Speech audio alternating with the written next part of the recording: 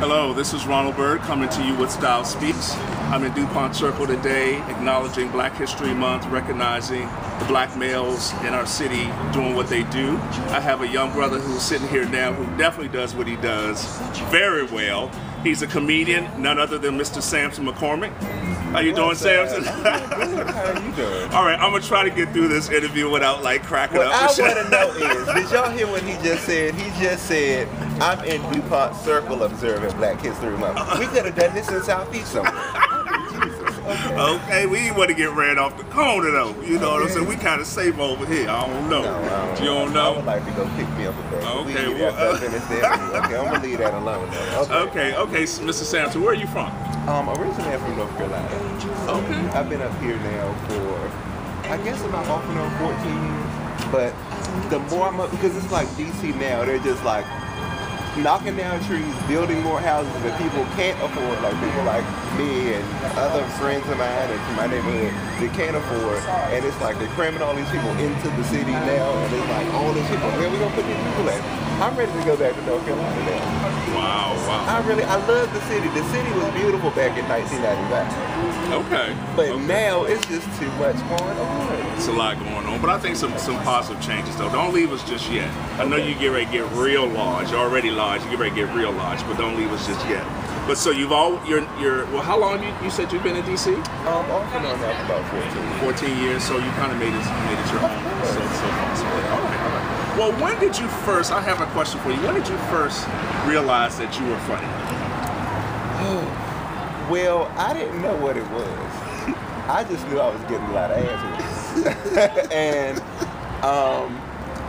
I've always known that whenever I would interact with people, they would laugh. And I didn't know what it was. I knew I like all the other kids got put out of school for fighting and all types of stuff.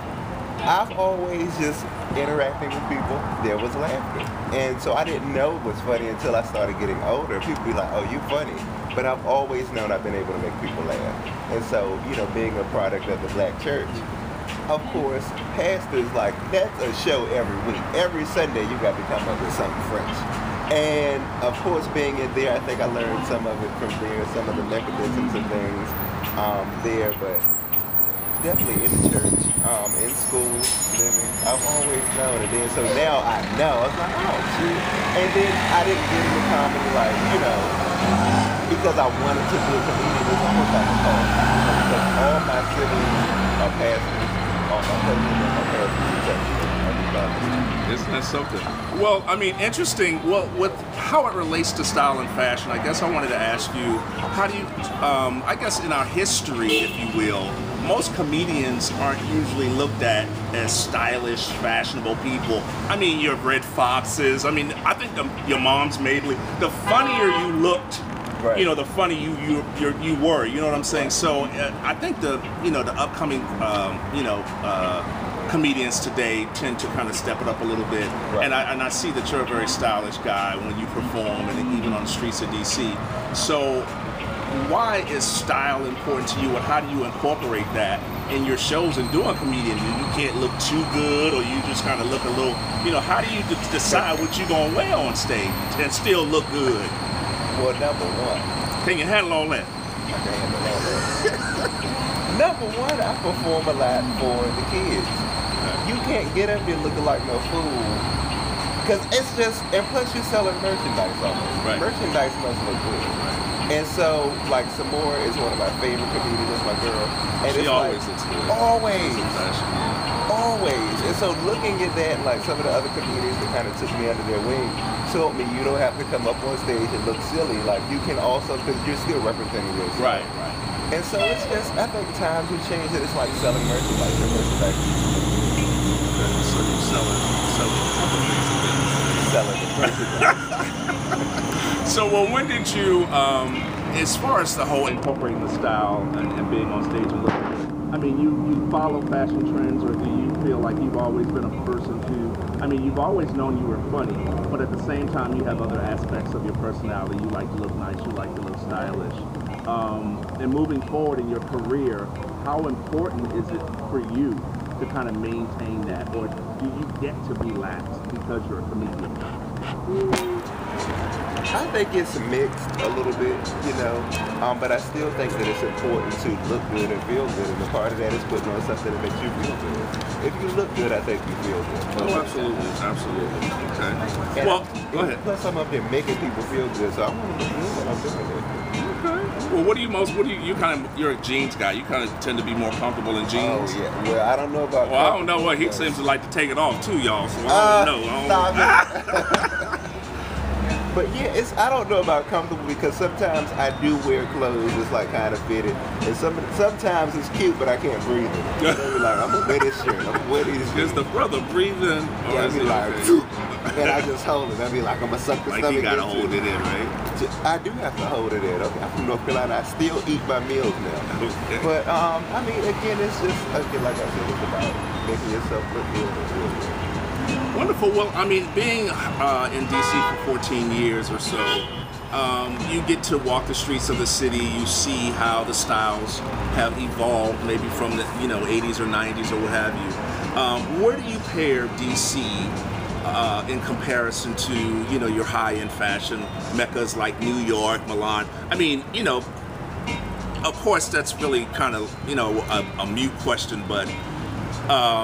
How do you feel DC pairs as far as a fashion mecca? I mean, do you think DC is becoming more fashion conscious, or do you even consider DC even a place to be if you're into fashion? I mean, how do you feel about that? Okay, so I go to a lot of different cities and I check people out. Some stuff you just gotta check out. And one thing that I like about DC is you can be in DC and have your own style. It's just you can go be on one street, people have on suits and ties. Another street, people dress like strippers. Usually they are in the same area because people in the suits and ties like guys and girls is dressed like strippers, out there in K Street. But we're gonna leave that alone. And I mean, it's just DC is a place where I can say you can express yourself. Like, and it's like liberal, and of course most liberal places you can dress up and do different little things and wear different little things. And so DC is a very fashion-forward, progressively fashion-forward. I like that answer. I like a lot of people tend to still peg DC as a very conservative town, which I still think we own that. I'm a native Washingtonian and I've been here throughout. I've lived in the South and on the West Coast, but basically DC is my home. And I remember in the 80s, it was really a very conservative town during the Reagan years and after that. But the styles have changed. More business casual came into play. So the guys didn't go to work. Everybody went to work with suits and shirts and ties. Now it's they looking like they trying to get in there with the jeans on. Right. So the styles have definitely relaxed, but I don't know if that's necessarily been for the better in most parts. So how do you feel about how maybe in the workplace people have gotten a little bit more lax in the summertime? The women are walking around in the flip-flops and not really stepping it up and looking professional or whatever. What do you think about that? That's just trifling. And y'all need to stop that. Cut that shit. You can cuss, right? Y'all need to cut that. You cut it. Yes, you can. I'm being Christian today, okay? Y'all need to cut that mess out, flip-flops. You work at Hewlett Packard, why are you wearing flip-flops? But I'm gonna leave that alone. No, that is kind of ghetto though, because I noticed like you go to a place like Starbucks, you gotta wear daggone near damn near a suit. But you work at one of these jobs that pay you almost making almost 6 figures, you should be able to wear what you want to wear. I'm sorry, you should be. But then again, if you work at McDonald's, you should be able to wear flip-flops and sweatpants. He said it. Well, what do you think you can do to bring the attention, and this is my final question, how can you, other than walking around the streets of DC looking wonderful and great, and bringing more attention to DC being a stylish city and having Fashion Week? We have Fashion Week here in DC.